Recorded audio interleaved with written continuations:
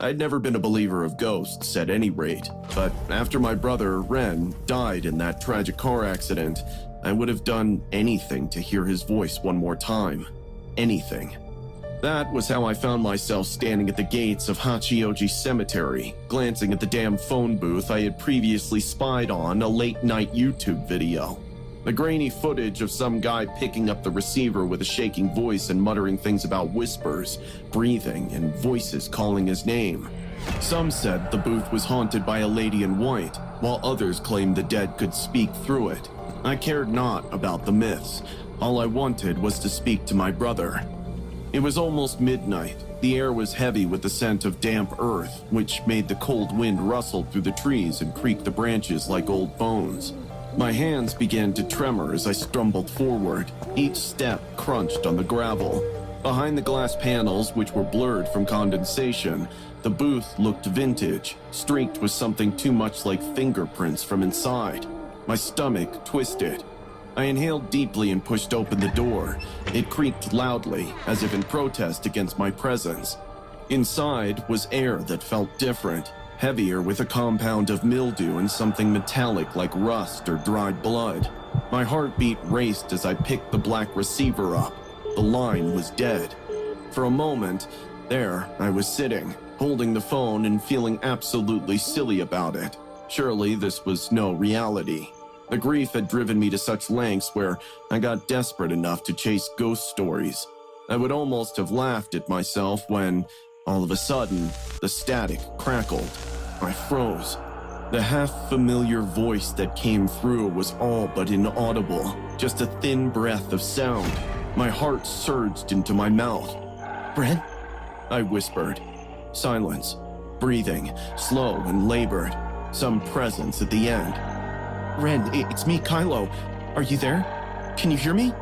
It was static again, and then a voice that barely reached my ears was distorted, as if coming from the depths of the ocean. "Kylo." There was no mistaking it. That was him, twisted, stretched out, if one may think to measure it. "Ren? Ren, is that you? Where are you?" My fingers gripped the receiver tighter. It started with whispers, louder, more voices overlapping each other, urgently desperate. I couldn't tell what they were saying. Very unexplained fear coursed through my veins. Then, amid static, one phrase broke through. It was clear and incomprehensibly succinct. "Turn around." I sucked in my breath. My scalp tingled. I didn't want to. I couldn't. But there was some undeniable force within me, some primal, unreasonable terror. The cemetery trailed behind, headstones jutting out from the earth like jagged teeth. The trees swayed in the wind, their shadows shifted in length, and then I saw her. A woman in a flowing white dress stood not far from the graves and had her back toward me. Her hair covered her face, long and dark. My body was paralyzed. Everything screamed for me to run, but my feet just kept standing. The phone was still against my ear. All the whispers turned into shrill, unnatural wailings. The woman jerked. I dropped the receiver, the glass panels of the booth rattling violently as if something had been thrown against them from inside. I stumbled back, my breath coming in quick and shallow gasps. The woman turned. Her face, her eyeballs were dangling from her eye socket, almost touching her cheeks. Her mouth was stretched to an unnatural width, lips pulling back to expose teeth too sharp, too many. She pounced. I fell backward onto the gravel, shaking as she screeched, shattered air with her piercing high voices. The world around me blurred. My heartbeat pounded heavily in my ears.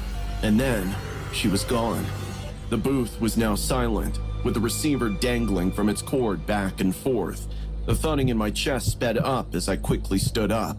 The whispers receded. The winds abated. I was never alone again. A voice from behind me, familiar and broken.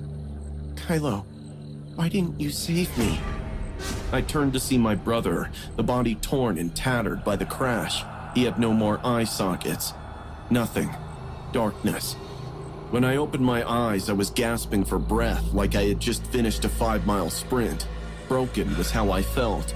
A stench of decay permeated the air. It felt like the walls were closing in on me. My heart began to race when I realized I was trapped inside the booth. The door was locked. The receiver dangled, limp from its cord, as if it had just been used. I gathered every bit of strength to stand and slowly attempt to push against the door. It wouldn't budge. At that moment, I began to feel the first touches of panic. "No, no, no!" I cried out in disbelief, pounding with fists against the glass. And just then, the lady in white stood outside the door. This time, though, she was not far away. She was just beyond a few feet, looked me straight in the eye through a glass panel. Her soulless black eyes bored into mine.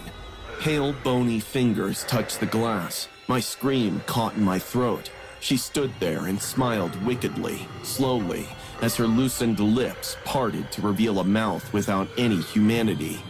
Kylo. She sang creepily, sending a chill up my spine. Stay. "No, no, let me out!" I screamed. She tilted her head, amusement in her expression. Then she blew onto the glass, and her breath formed words that chilled my very marrow. You belong to me. And then the telephone rang, loud and clear. I turned around, the hand shaking now, with the antique rotary glowing faintly.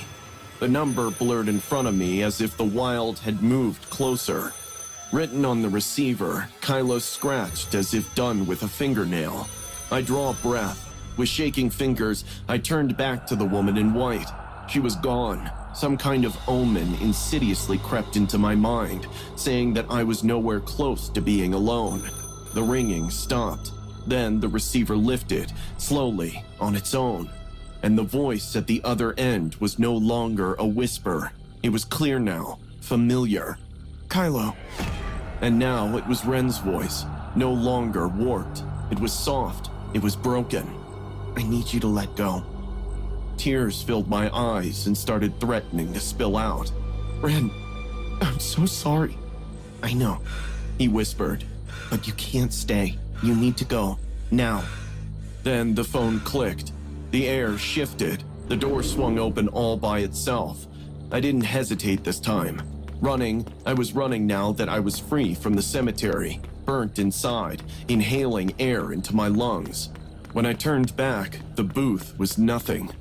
The cemetery was silent, as if it entirely swallowed it there. To this day, I don't know if I ever really left. Some nights, there's the ringing of the phone. Some nights, I dream of a woman in white standing near my window, watching, waiting. Sometimes, only sometimes, I hear her calling me. Kylo.